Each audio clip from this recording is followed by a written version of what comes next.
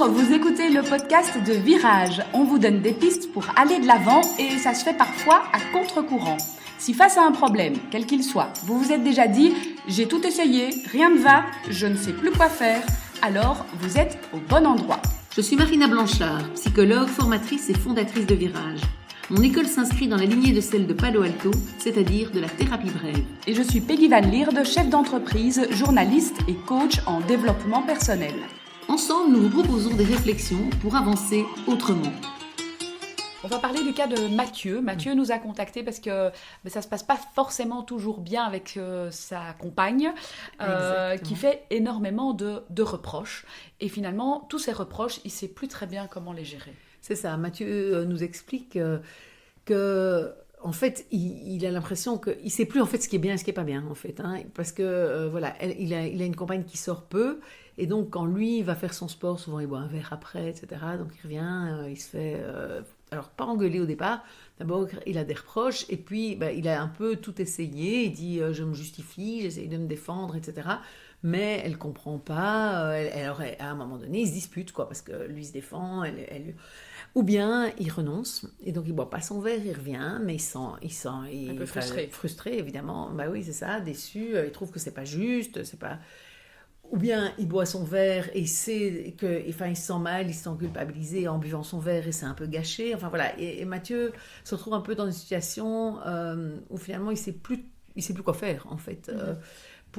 Et il a envie que ce couple dure, il tient à cette compagne, il l'aime, mais il dit voilà, c'est difficile parce que c'est un peu négatif tout le temps, et du coup, en fait, quand on est ensemble, c'est un peu gâché par ses reproches, alors que lui, il a envie de dire que je puisse sortir et que je puisse aussi être bien quand on est ensemble et pas gâcher les deux. Ouais, fait, parce que le plus simple, évidemment, ce serait de s'en foutre. Ouais. Ce serait de sortir avec ses copains et que ça se passe bien, mais ça ne va pas du tout dans le sens de préserver la relation. Non, et puis voilà, c'est ça, il le paye un peu de l'autre côté, donc quelque part c'est difficile. Donc à Mathieu, je pense que c'est important d'aller d'abord revoir ses valeurs à lui. Qu'est-ce qui est OK pour lui ou non? Donc, c'est-à-dire que, est-ce qu'il estime lui qu'il sort trop? Est-ce qu'il estime lui qu'il exagère? Qu'est-ce qui est juste pour lui? Parce que je pense que c'est important dans un couple que chacun puisse se recentrer sur ses valeurs à lui et rester dans le couple pour autant qu'elles soient respectées quelque part. Et soit on trouve des compromis qui font qu'on est tous les deux respectés, soit non. Mais quelque part, si mes valeurs ne sont pas respectées, c'est ma responsabilité à moi de rester ou non dans mon couple.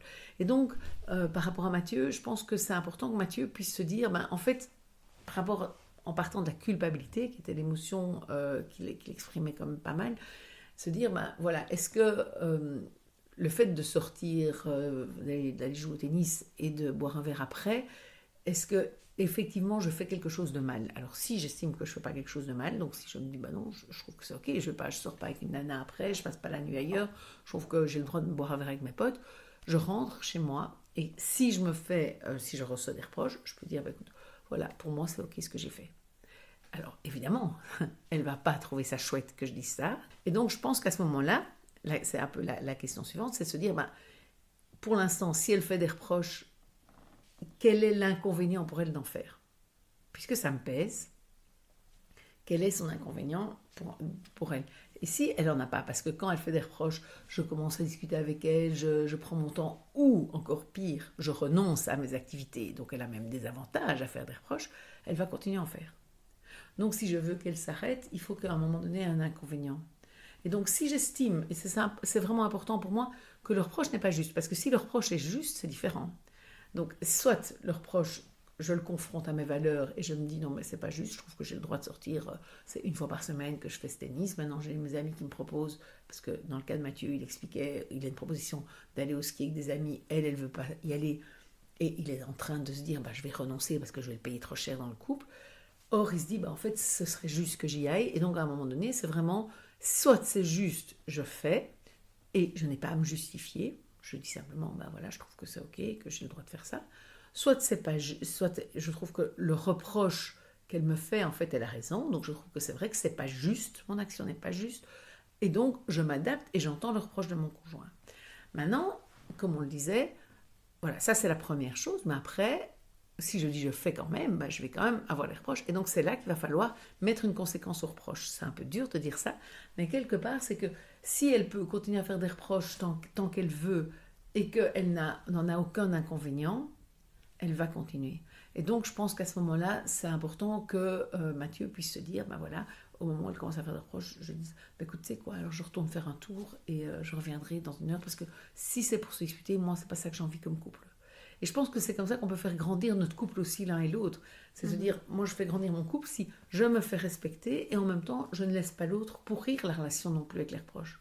Parce que finalement, Mathieu il vient en disant c'est pénible parce qu'elle fait des reproches, mais il participe sans le vouloir à ses reproches en les autorisant. Et donc je pense que dans notre couple on doit pouvoir dire à l'autre ça c'est pas ok en fait. De la même manière qu'elle fait ses reproches, lui peut dire c'est pas ok tes reproches. Et si elle continue, il faut qu'il y ait une conséquence qui n'est pas juste. Mais je ne suis pas d'accord que tu fasses des reproches et qu'on commence à discuter, ce qui est peut-être d'ailleurs ce qu'elle cherche, ou que je lâche mon activité, mais qu'il y ait vraiment une conséquence claire. Et ici, dans le cas de Mathieu, je dirais de ressortir, puisqu'on sait qu'elle n'aime pas qu'il sorte. C'est une manière de dire, écoute, tant qu'il y a des reproches, et je comprends tes reproches, et l'idéal, c'est de le faire pas en explosant, mais en position basse, en disant, je comprends que c'est difficile pour toi, etc., mais voilà, malheureusement, tu vas devoir m'accepter comme je suis avec ça et ça. Et donc, je pars. Alors, évidemment, la responsabilité maintenant est dans le camp, j'ai envie de dire, de sa partenaire, qui peut se dire, mais moi, j'accepte pas un mec qui sort 1 fois par semaine, qui va au tennis et qui va boire un verre. Je suis pas ok, ça ne me convient tellement pas. Mais alors, à elle aussi de remettre le couple en question. Et quelque part, voilà, peut-être que effectivement, le fait de ne pas céder aux reproches va remettre, et certainement que ça va remettre une espèce de crise dans le couple, à laquelle, normalement, le couple en sort ou grandit, ou fini, si je le dis comme ça, parce que, voilà, pour l'autre, c'est pas possible. Donc si je t'entends bien, quand on est dans ce questionnement sur qu'est-ce qui est juste, oui. On ne va s'interroger que soi-même et pas prendre le couple en considération dans ce qui est juste. Je pense qu'en fait, si on fait ce qui est juste pour nous, on construit, et on co-construit, si l'autre le fait aussi, un couple où chacun va se sentir respecté, et ce qui est quand même important.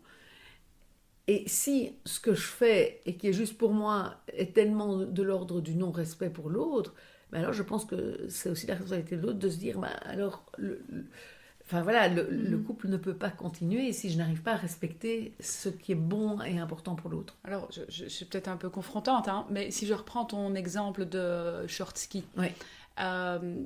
Pour lui c'est juste parce qu'il se dit je veux partir avec mes copains, j'en ai besoin, c'est ma manière de me ressourcer, etc. Et peut-être, et c'est peut-être pas du tout le cas de Mathieu, mais peut-être qu'à côté de ça, sa compagne est là, un projet de vacances qui fait qu'on va devoir utiliser les 20 jours de congé qui sont prévus. C'est un peu là la question quand je disais, est-ce qu'on envisage quand même aussi le juste dans le couple ou pas? Mais du coup, elle va dire, mais alors notre projet de vacances, ça va être difficile parce que si tu pars au ski, etc. Et là, lui peut peser le pour et le contre aussi par rapport à ça, il peut l'entendre. C'est pour ça que je dis c'est important qu'il entende le reproche. C'est pas juste il y a un reproche et je veux plus te reproche. Non, pour moi c'est important j'entends le reproche, je l'écoute et je me dis est-ce que je suis d'accord ou pas. Et effectivement, et après ça n'empêche pas de communiquer. Évidemment, je suis pas en train de dire c'est noir et blanc, etc. Et ça demande peut-être parfois une explication sur le reproche. Parce que dans le quotidien, le reproche, en fait, ça peut être « tu sors encore oui. ». Mais en fait, il y a quelque chose d'autre derrière. Donc quand on dit être d'accord avec le reproche, bien intégrer le reproche, bien l'avoir entendu, c'est aussi bien le formuler. Tout à fait. En fait. Tout à fait. Et en fait, tu as raison de dire, c'est très intéressant d'insister là-dessus, parce que quand je disais écouter vraiment le reproche, pour moi, c'est écouter vraiment le reproche. Or, quand on dit « oui, mais tu sors encore », l'autre tout de suite va dire « non, mais regarde, je suis sortie qu'une fois par semaine ». Et en fait, j'entends pas c'est quoi le reproche derrière. Et donc, c'est vrai que c'est important de se dire, pourquoi est-ce qu'elle me reproche de sortir encore? Alors, si elle me dit, parce que je me sens super seule, ou le mercredi soir, c'est un soir difficile, après que les enfants... Alors, je peux peut-être me dire, c'est juste, que c'est peut-être pas chouette que ce soit justement le mercredi que je sorte, alors qu'elle a déjà eu les enfants toute l'après-midi, et qu'elle a envie que je sois là pour partager peut-être l'organisation de la soirée. Et donc, c'est pour ça que c'est très important, je pense, de mettre en avant, et c'est bien que tu le soulignes, l'écoute jusqu'au bout. En fait, c'est très important d'écouter l'autre sans d'office se défendre. En fait, c'est ça, c'est que je trouve que face à un reproche, on a tendance à, hop, on sort la défense. Et en fait, c'est plus intéressant d'essayer de comprendre vraiment ce qui fait que l'autre, ou l'autre est blessé là-dedans, quel est le vrai problème pour l'autre. Et puis se dire, oui, si c'est juste être seule, elle ne veut jamais être seule, ça, c'est pas juste pour moi. Je ne vais pas pouvoir être tout le temps collée à la maison, etc. Mais si, effectivement, on n'a pas le budget pour, etc., entendre qu'il y a une angoisse financière, et pouvoir se dire, oui, mais ça, c'est peut-être juste ce qu'elle me dit là. Et donc, c'est vrai que c'est important aussi de prendre le recul. C'est pas juste, je ne suis pas en train de prôner un couple égoïste où chacun, c'est peut-être ça qui n'était pas clair, et je trouve que c'est important que tu l'aies souligné. J'écoute vraiment l'autre, mais je m'écoute aussi. Et si chacun s'écoute, mais peut entendre que l'autre s'écoute, c'est ça qui fait pour moi le couple qui trouve un équilibre aussi et qui peut perdurer. Parce que sinon, si je m'écrase et que j'accepte de ne pas sortir et que j'accepte, moi je pense qu'on croit qu'on fait ça pour son couple, mais en fait, on risque à terme de l'amener au clash parce que ça va ressortir. Je ne peux plus l'accepter. Oui, et je vais lui faire payer à un moment donné, quoi. Et donc, en fait, le couple va faussement bien, et puis c'est ce qui fait qu'à un moment, malheureusement, on est au bout. Donc, que retenir aujourd'hui de cet épisode ? Le fait d'entendre, quand il y a un reproche, de l'entendre jusqu'au bout, et de, quand on l'a entendu jusqu'au bout, le confronter à nos propres valeurs et se dire, est-ce que c'est OK pour moi ou pas ? Ce qu'elle dit ou ce qu'il dit, est-ce que je suis d'accord ou je ne suis pas d'accord ? Je pense que ça vaut la peine d'en discuter une fois ou l'autre. Après, ça doit pas être, si c'est systématique, le reproche revient, or je trouve que je suis dans quelque chose qui est respectueux de moi, je pense que c'est un moment important de pouvoir dire, stop, en fait, je continuerai mon tennis, en fait, ça, quoi que tu me dises. Et si l'autre continue les reproches, je pense qu'à un moment donné, il faut se poser cette question de quel est son avantage à continuer ses reproches, ou comment pourrait-ce devenir inconfortable pour elle de continuer à me faire des reproches qui sont quand même vains, puisque je vais maintenir quand même mon tennis. Et par ailleurs, effectivement, se dire que si je m'écrase et que j'accède à tous les reproches, d'abord j'ouvre la porte à faire plus de reproches puisque j'obéis et plus exiger de moi. Et donc je pense qu'à un moment donné, ça, c'est pour amener le couple à ce que ça n'aille pas. Donc ça vaut la peine dans votre couple de reconfronter vos propres valeurs, de les défendre chacun avec une vraie écoute de l'autre.